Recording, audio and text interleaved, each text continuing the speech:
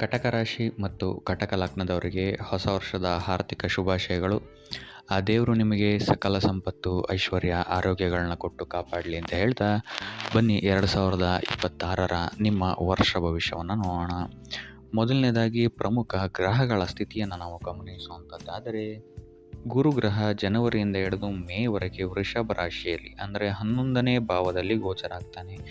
ಇದು ಲಾಭ ಸ್ಥಾನ ಆಗಿರೋದ್ರಿಂದಾಗಿ ಇಲ್ಲಿ ನಿಮಗೆ ಆದಾಯದಲ್ಲಿ ವೃದ್ಧಿ ಆಗುತ್ತೆ ಅಂತಲೇ ಹೇಳ್ಬೋದು. ಇದಲ್ಲದೆ ಆದಾಯದ ಹೊಸ ಹೊಸ ಮೂಲಗಳು ಸಹಿತ ನಿಮಗಿಲ್ಲಿ ಸಿಗುತ್ತೆ ಅಂತಲೇ ಹೇಳ್ಬೋದು. ಇದಲ್ಲದೆ ನಿಮ್ಮ ಬಂಧುವರ್ಗದವರ ಮತ್ತು ಸ್ನೇಹಿತರ ಸಹಾಯ ನಿಮಗಿಲ್ಲಿ ಆದಾಯಕ್ಕೆ ಸಂಬಂಧಿಸಿದಂತೆ ಉತ್ತಮವಾಗಿರುತ್ತೆ ಅಂತಲೇ ಹೇಳ್ಬೋದು.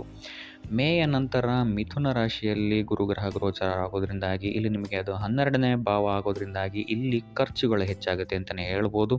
ಇದಲ್ಲದೆ ವಿದೇಶಕ್ಕೆ ಸಂಬಂಧಿಸಿದಂಥ ವ್ಯಾಪಾರ ವ್ಯವಹಾರಗಳೇನಾದ್ರು ಮಾಡ್ತಾ ಇದ್ದೀರಾ ಅಂತ ಹೇಳಿದ್ರೆ ಉತ್ತಮವಾದಂತಹ ಫಲವನ್ನು ನಿಮಗಿಲ್ಲಿ ಗುರುಗ್ರಹ ಕರುಣಿಸ್ತಾನೆ ಅಂತಲೇ ಹೇಳ್ಬೋದು. ಇದಲ್ಲದೆ ಆಧ್ಯಾತ್ಮಿಕದಲ್ಲೂ ಅಷ್ಟೇ ನಿಮಗಿಲ್ಲಿ ಉತ್ತಮವಾದಂತಹ ಪ್ರಗತಿಯನ್ನು ನೀವು ನೋಡ್ತೀರಾ ಅಂತಲೇ ಹೇಳ್ಬೋದು. ಇನ್ನು ನಿಮಗೇನಾದ್ರು ಗುಪ್ತ ಶತ್ರುಗಳೇನಾದರೂ ಇದ್ದರೆ ಅವರಿಂದಲೂ ಸಹಿತ ನಿಮಗಿಲ್ಲಿ ಮುಕ್ತಿ ಸಿಗುತ್ತೆ ಅಂತಲೇ ಹೇಳ್ಬೋದು ಗುರುವಿನ ಈ ಗೋಚಾರದಿಂದಾಗಿ. ಇನ್ನು ಶನಿಯ ಗೋಚಾರವನ್ನು ನಾವು ಗಮನಿಸುವಂಥದ್ದಾದರೆ, ಶನಿ ಈ ಪೂರ್ತಿ ವರ್ಷ ಮೀನ ರಾಶಿಯಲ್ಲಿ ಅಂದರೆ 9ನೇ ಮನೆಯಲ್ಲಿ ಭಾಗ್ಯ ಸ್ಥಾನದಲ್ಲಿ ಗೋಚರ ಆಗ್ತಾ ಇದ್ದಾನೆ.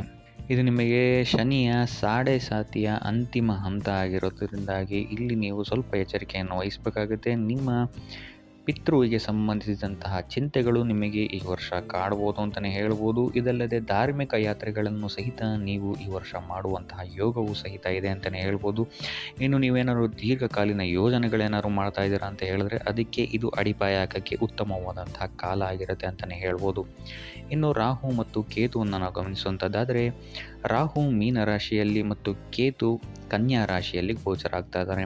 ಇಲ್ಲಿ ನಿಮಗೆ ಸಹೋದರರಿಂದ ಕೆಲವೊಂದು ಒತ್ತಡಗಳು ನಿಮಗಿಲ್ಲಿ ಉಂಟಾಗಬಹುದು ಅಂತಲೇ ಹೇಳ್ಬೋದು. ಆದಷ್ಟು ಸಹೋದರರಿಂದ ನೀವಿಲ್ಲಿ ಸ್ವಲ್ಪ ಎಚ್ಚರಿಕೆಯನ್ನು ವಹಿಸುವಂಥದ್ದು ಉತ್ತಮವಾಗಿರುತ್ತೆ. ಇದಲ್ಲದೆ ಇಲ್ಲಿ ನಿಮಗೆ ಧೈರ್ಯ ಕೂಡ ಹೆಚ್ಚಾಗುತ್ತೆ ಅಂತಲೇ ಹೇಳ್ಬೋದು. ಸೊ ಇದರಿಂದಾಗಿ ಇಲ್ಲಿ ನೀವು ಮಾಡುವಂತಹ ಪ್ರತಿಯೊಂದು ಕೆಲಸಗಳಲ್ಲೂ ಸಹಿತ ನಿಮಗಿಲ್ಲಿ ಯಶಸ್ಸು ಸಿಗುತ್ತೆ ಅಂತಲೇ ಹೇಳ್ಬೋದು. ಇನ್ನು ವೃತ್ತಿ ಮತ್ತು ವ್ಯಾಪಾರಕ್ಕೆ ಸಂಬಂಧಿಸಿದಂತೆ ನಾವು ನೋಡುವಂಥದ್ದಾದರೆ, ಮೊದಲ 5 ತಿಂಗಳುಗಳು ನಿಧಾನಗತಿಯ ಪ್ರಗತಿಯನ್ನು ನೀವು ನೋಡ್ತೀರಾ ಅಂತಲೇ ಹೇಳ್ಬೋದು. ಸ್ವಲ್ಪ ಅಡೆತಡೆಗಳು ನಿಮ್ಮನ್ನು ಕಾಡ್ಬೋದು ಅಂತಲೇ ಹೇಳ್ಬೋದು, ವೃತ್ತಿ ಮತ್ತು ವ್ಯಾಪಾರ ಎರಡರಲ್ಲೂ ಸೇರಿ. ತದನಂತರ ಮೇಯ ನಂತರ ಸ್ಥಿತಿಗತಿಗಳು ಬದಲಾಗುತ್ತೆ ಅಂತಲೇ ಹೇಳ್ಬೋದು. ವಿದೇಶಕ್ಕೆ ಸಂಬಂಧಿಸಿದಂತಹ ನೀವೇನಾದರೂ ವ್ಯಾಪಾರ ವ್ಯವಹಾರಗಳನ್ನು ಮಾಡ್ತಾ ಇದ್ದರೆ, ವಿದೇಶದಿಂದ ನೀವು ಇನ್ಕಮ್ನ ಅರ್ನ್ ಮಾಡ್ತಾ ಇದ್ದರೆ ಅಥವಾ ಎಕ್ಸ್ಪೋರ್ಟ್ ಇಂಪೋರ್ಟ್ ಏನಾದ್ರು ಬಿಸ್ನೆಸ್ ಇದ್ರೂ ಸಹಿತ ನಿಮಗೆ ಇಲ್ಲಿ ಅತ್ಯುತ್ತಮವಾದಂತಹ ಫಲವಾಗಿರುತ್ತೆ ಅಂತಲೇ ಹೇಳ್ಬೋದು. ಇನ್ನು ನೀವೇನಾದರೂ ಬಿಸ್ನೆಸ್ನ ಎಕ್ಸ್ಪ್ಯಾಂಡ್ ಮಾಡಬೇಕು ಅಂತ ಏನಾದರೂ ಚಿಂತನೆ ಮಾಡ್ತಾ ಇದ್ದರೆ ಇದು ಉತ್ತಮವಾದಂತಹ ಫಲವನ್ನು ಕೊಡುತ್ತೆ ಅಂತಲೇ ಹೇಳ್ಬೋದು. ಸರ್ಕಾರಿ ಕೆಲಸಕ್ಕೆ ಸಂಬಂಧಿಸಿದಂತೆ ಉತ್ತಮವಾದಂತಹ ಸಿಹಿ ಸುದ್ದಿಗಳು ನಿಮಗಿಲ್ಲಿ ಈ ವರ್ಷ ಸಿಗುವಂತಹ ಸಾಧ್ಯತೆ ಹೆಚ್ಚಾಗಿದೆ ಅಂತಲೇ ಹೇಳ್ಬೋದು. ಇನ್ನು ಹಣಕಾಸಿಗೆ ಸಂಬಂಧಿಸಿದಂತೆ ವರ್ಷದ ಮೊದಲ ಅರ್ಧ ಸ್ವಲ್ಪ ಖರ್ಚುಗಳು ಹೆಚ್ಚಾಗ್ಬೋದು. ಅದು ವೈದ್ಯಕೀಯ ಮತ್ತು ಪ್ರಯಾಣಕ್ಕೆ ಸಂಬಂಧಿಸಿದಂತಹ ಖರ್ಚುಗಳು ಹೆಚ್ಚಾಗ್ಬೋದು ಅಂತಲೇ ಹೇಳ್ಬೋದು. ಆದರೆ ಮೇಯ ನಂತರ ಆದಾಯದಲ್ಲಿ ವೃದ್ಧಿ ಆಗುತ್ತೆ ಅಂತಲೇ ಹೇಳ್ಬೋದು. ಆದಾಯದ ಹೊಸ ಹೊಸ ಮೂಲಗಳನ್ನು ನೀವು ಹುಡ್ಕೊಳ್ತೀರಾ ಅಂತಲೇ ಹೇಳ್ಬೋದು. ಇನ್ನು ವರ್ಷಾಂತ್ಯದಲ್ಲಿ ಭೂಮಿ, ಭವನ, ವಾಹನಗಳನ್ನು ಸಹಿತ ಕೊಂಡುಕೊಳ್ಳುವಂತಹ ಯೋಗ ಹೆಚ್ಚಾಗಿದೆ ಅಂತಲೇ ಹೇಳ್ಬೋದು. ಇನ್ನು ಪ್ರೇಮ ಮತ್ತು ದಾಂಪತ್ಯಕ್ಕೆ ಸಂಬಂಧಿಸಿದಂತೆ ಅವಿವಾಹಿತರಿಗೆ ಮೇಯಿಂದ ಹಿಡಿದು ಡಿಸೆಂಬರ್ ಒಳಗೆ ಅತ್ಯುತ್ತಮವಾದಂತಹ ಯೋಗವಿದೆ ಅಂತಲೇ ಹೇಳ್ಬೋದು. ವಿವಾಹ ಯೋಗವಾಗುವಂತಹ ಸಾಧ್ಯತೆ ಹೆಚ್ಚಾಗಿದೆ ಅಂತಲೇ ಹೇಳ್ಬೋದು. ನೀವು ಇಷ್ಟಪಟ್ಟವರನ್ನು ಮದುವೆಯಾಗುವಂತಹ ಶುಭ ಸಂದರ್ಭಗಳು ಇಲ್ಲಿ ಬರಬಹುದು ಅಂತಲೇ ಹೇಳ್ಬೋದು. ಇನ್ನು ದಾಂಪತ್ಯಕ್ಕೆ ಸಂಬಂಧಿಸಿದಂತೆ ವರ್ಷದ ಮೊದಲಾರ್ಧ ಸಣ್ಣ ಪುಟ್ಟ ಭಿನ್ನಾಭಿಪ್ರಾಯಗಳು ಕಂಡರೂ ಸಹಿತ ವರ್ಷದ ಅಂತ್ಯದಲ್ಲಿ ನಿಮಗಿದು ಸೌಖ್ಯ, ಸಾಮರಸ್ಯ ಹೆಚ್ಚಾಗುತ್ತೆ ಅಂತಲೇ ಹೇಳ್ಬೋದು. ಆದರೆ ತಾಯಿಯ ಆರೋಗ್ಯದಲ್ಲಿ ಸ್ವಲ್ಪ ಗಮನವನ್ನು ವಹಿಸುವಂಥದ್ದು ಉತ್ತಮವಾಗಿರುತ್ತೆ ಅಂತಲೇ ಹೇಳ್ಬೋದು. ಇನ್ನು ಆರೋಗ್ಯಕ್ಕೆ ಸಂಬಂಧಿಸಿದಂತೆ ಎದೆ, ಹೊಟ್ಟೆ, ಶ್ವಾಸಕೋಶ, ಮಾನಸಿಕ ಒತ್ತಡಗಳು ಹೆಚ್ಚಾಗುವಂತಹ ಸಾಧ್ಯತೆ ಇದೆ ಅಂತಲೇ ಹೇಳ್ಬೋದು. ಸೊ ಅದರಿಂದಾಗಿ ಈ ವಿಚಾರಗಳಲ್ಲಿ ಆದಷ್ಟು ಹೆಚ್ಚು ಗಮನವನ್ನು ನೀವು ವಹಿಸುವಂಥದ್ದು ಉತ್ತಮವಾಗಿರುತ್ತೆ. ನೀರಿಗೆ ಸಂಬಂಧಿಸಿದಂಥ ಅಪಘಾತಗಳು ನಿಮಗಿಲ್ಲಿ ಆಗುವಂತಹ ಸಾಧ್ಯತೆ ಹೆಚ್ಚಾಗಿದೆ ಅಂತಲೇ ಹೇಳ್ಬೋದು. ಸೊ ಆದಷ್ಟು ಎಚ್ಚರಿಕೆಯನ್ನು ವಹಿಸುವಂಥದ್ದು ಉತ್ತಮವಾಗಿರುತ್ತೆ.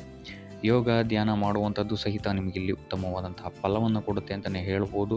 ಇನ್ನು ವಿದ್ಯಾರ್ಥಿಗಳ ವಿಚಾರಕ್ಕೆ ಬರುವಂಥದ್ದಾದರೆ, ವಿದ್ಯಾರ್ಥಿಗಳಿಗೆ ಮಿಶ್ರ ಫಲ ಅಂತಲೇ ಹೇಳ್ಬೋದು. ಗುರು 11ನೇ ಮನೆಯಲ್ಲಿರುವಾಗ ಉತ್ತಮವಾದಂತಹ ಸಾಧನೆಯನ್ನು ಮಾಡೋಕ್ಕೆ ಈ ವರ್ಷ ಉತ್ತಮವಾದಂತಹ ಅವಕಾಶಗಳು ನಿಮಗೆ ಸಿಗುತ್ತೆ ಅಂತಲೇ ಹೇಳ್ಬೋದು. ಆದರೆ ಗುರುವಿನ ಗೋಚಾರ ಚೇಂಜ್ ಆಗ್ತಾ ಇದ್ದಂಗೆ ನಿಮಗೆ ಇಲ್ಲಿ ಓದಿನ ಮೇಲೆ ಇಂಟ್ರೆಸ್ಟ್ ಕಡಿಮೆ ಆಗುತ್ತೆ ಅಂತಲೇ ಹೇಳ್ಬೋದು. ಸ್ಪರ್ಧಾತ್ಮಕ ಪರೀಕ್ಷೆಗಳಲ್ಲಿ ನೀವು ಬಯಸಿದಂತಹ ಅಂಕವನ್ನು ಪಡೆಯೋಕ್ಕೆ ಹೆಚ್ಚು ಪರಿಶ್ರಮವನ್ನು ನೀವು ಹಾಕಬೇಕಾಗಬಹುದು.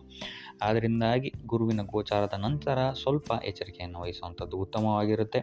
ಇನ್ನು ಪರಿಹಾರಕ್ಕೆ ಬರುವಂಥದ್ದಾದರೆ ಸೋಮವಾರದಂದು ರುದ್ರಾಭಿಷೇಕವನ್ನು ಮಾಡಿಸುವಂಥದ್ದು ಸಹಿತ ನಿಮಗೆ ಇಲ್ಲಿ ಉತ್ತಮವಾದಂತಹ ಫಲವನ್ನು ಕೊಡುತ್ತೆ ಅಂತಲೇ ಹೇಳ್ಬೋದು. ಈ ಪೂರ್ತಿ ವರ್ಷ ಬಿಳಿಯ ವಸ್ತ್ರಗಳನ್ನು ಹೆಚ್ಚಾಗಿ ಧರಿಸುವಂಥದ್ದು ಸಹಿತ ನಿಮಗಿಲ್ಲಿ ಸಪೋರ್ಟಿಂಗ್ ಆಗಿರುತ್ತೆ ಅಂತಲೇ ಹೇಳ್ಬೋದು.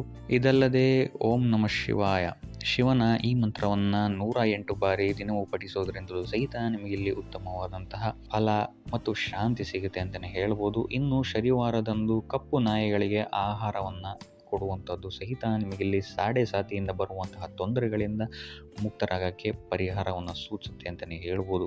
ಸೊ ಇದಾಗಿತ್ತು 2026ರ ಕಟಕ ರಾಶಿಯವರ ವರ್ಷ ಭವಿಷ್ಯ.